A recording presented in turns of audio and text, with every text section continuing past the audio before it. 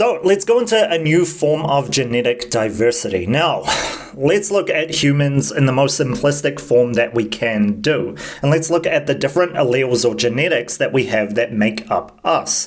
Now, you could put them just in an example of skin color, which I'll go through, which is like white. I think a lot of people say alabaster, right? Alabaster skin. Olive, brown, black skin, which most people call, I wouldn't, I'd just say dark skin. But these are the forms of like simple genes that we all have, and you're in one of the categories, right? One of the six.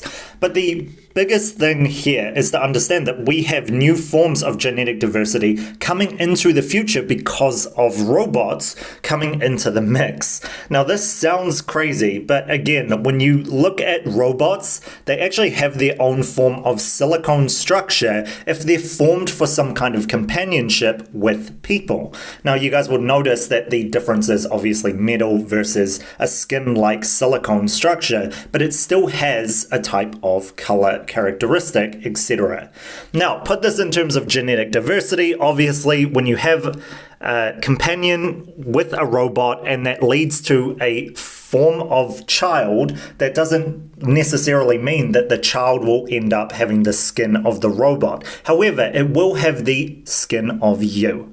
Now, this is important to understand because, like I said, you can choose the genetics that are put into future children that you are going to have, and that is the possibility that we have now with robot companions. Like I said, the robot will actually have some kind of womb in the future, or at least that's how I see things happening, where there will be a kind of surrogacy that you can have where you can create children based on this structure, and it can lead to this new child emerging in whatever way, shape, or form it emerges.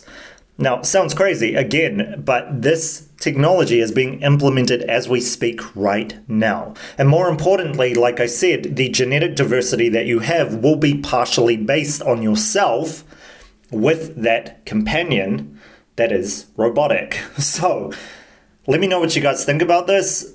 Like I said before, this is something that is sci-fi, really, and different forms of fantasies for some people, movies, but it's important to understand because, again, this can be implemented, and it is being implemented, not to mention the YouTube videos going viral of literal men or women just kissing a robot, right, at this stage, but we're going more advanced in the future. For all of you over 14, you know what I'm talking about. Catch you guys for the next one soon.